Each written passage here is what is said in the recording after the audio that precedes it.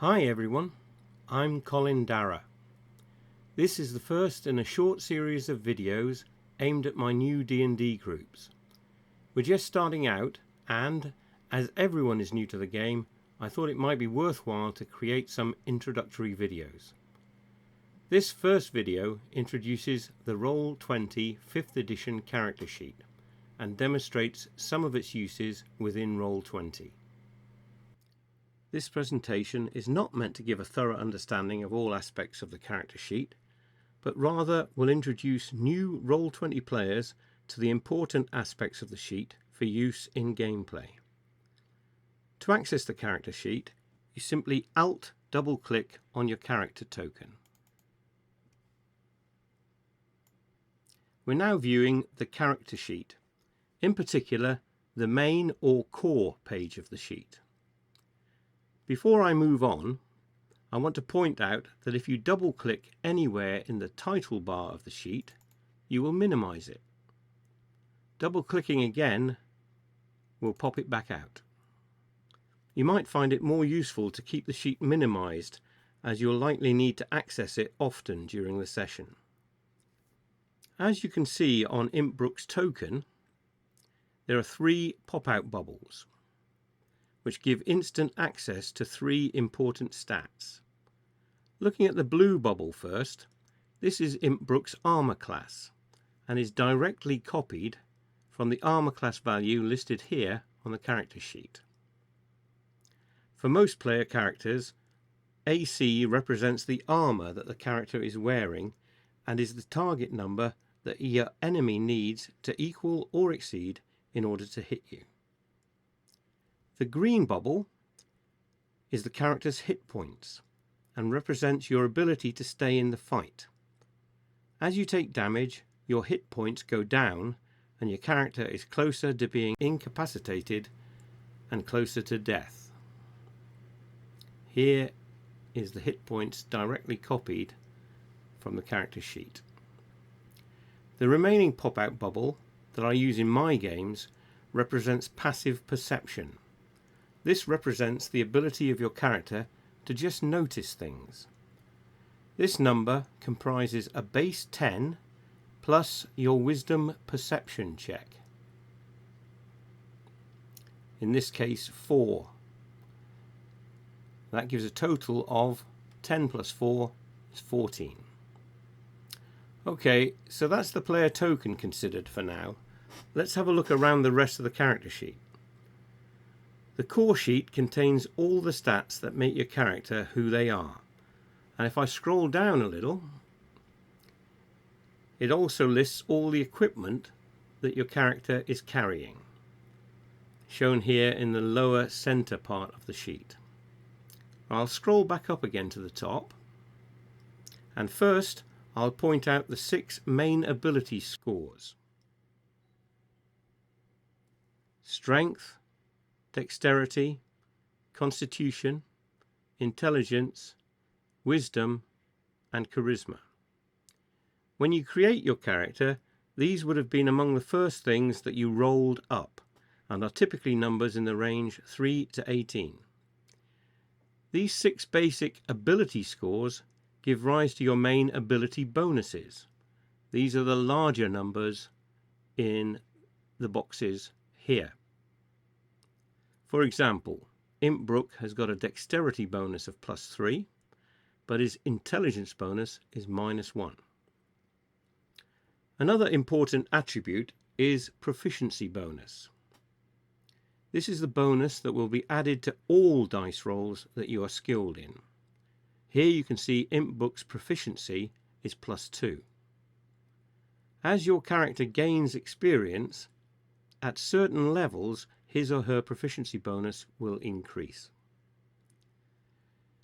Your character sheet already shows the abilities and skills that you are proficient in.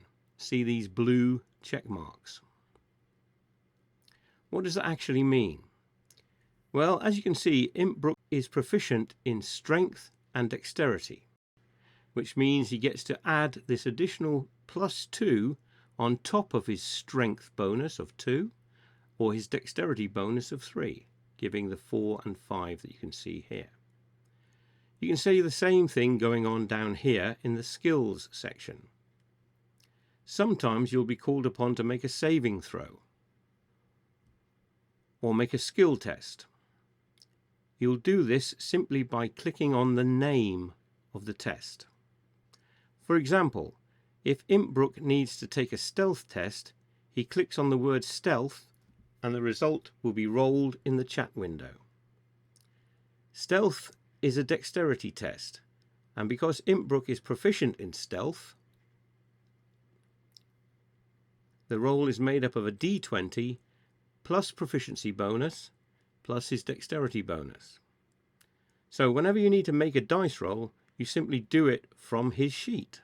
Just click on the name of the test and your resulting dice roll will appear in the chat window. Let's have a look at a stealth test. Let's see how that works. Here I've rolled a 9. But if you look in the chat window, you'll see that the result is 14. And we can see the breakdown of that by hovering our mouse pointer over the number 14. You can see that he's rolling 1d20 plus 2 proficiency bonus plus 3 dexterity bonus, which gives us a dice roll of 9, as you can see, plus 2 plus 3 for the total of 14. So that's the simple process of making a test roll. Another roll that you will do often is initiative. This will be rolled every time there's an encounter, especially ones that might involve combat. You can see here that Impbrook's initiative is 3. This means that plus 3 will be added to a d20 whenever Impbrook rolls his initiative. As you might expect, the roll is made up of a d20 plus that initiative bonus. Let's open up a turn window. You can see one here. This will happen every time we go into encounter mode. So to roll initiative, Impbrook clicks on the word initiative and a d20 is rolled.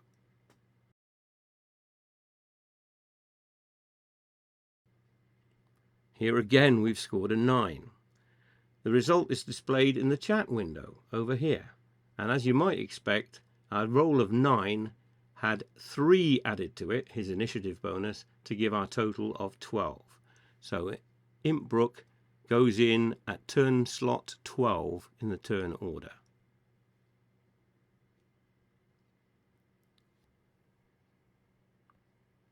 Right, it's time now for combat.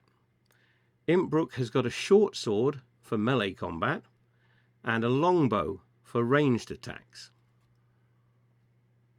According to the character sheet, both weapons have a +5 attack bonus.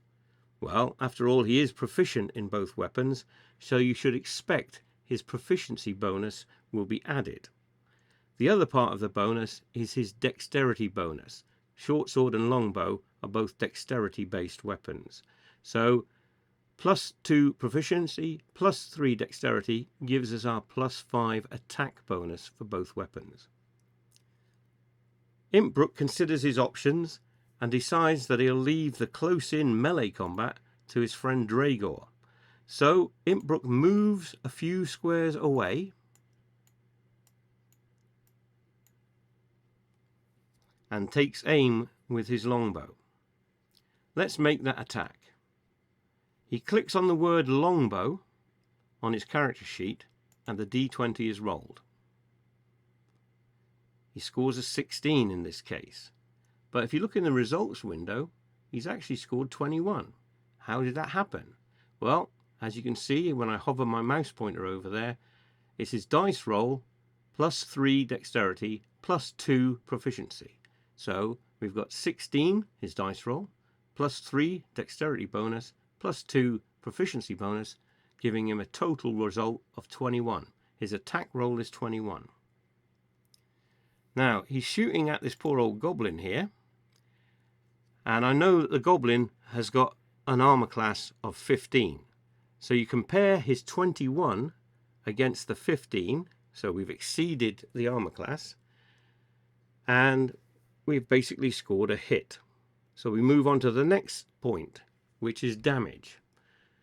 Well, the longbow scores 1d8 plus 3 damage. So it's an 8-sided dice plus 3 piercing damage. Let's do that now.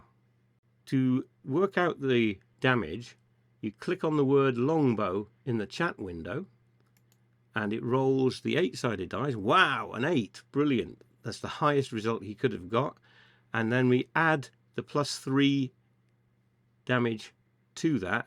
So 1d8 plus 3, he inflicts 11 piercing damage. The poor old goblin is killed. One small bonus that I use on my character sheets is ammunition tracking. That's what this point here is, the number of arrows he's got left. He has a quiver of 20 arrows and he's got 6 left. Every time Impbrook fires his bow, the arrow number will be decremented. 5 arrows, 4 arrows, and so on. Impbrook would do well to remember to pick up arrows after each battle, though only a percentage of them will actually be recoverable. Just a final couple of points I want to make about the character sheet. Here you can see that Impbrook's speed is 30. For most characters the speed is 30. And on most of the maps that I use, each of the squares is actually 5 feet. So typically each character will only move 6 squares in your turn. In my group we're all new to D&D and we need to remember it's a role-playing game. When your character was created, you would have chosen or randomized certain elements of your character sheet, like these traits, ideals, bonds, and flaws.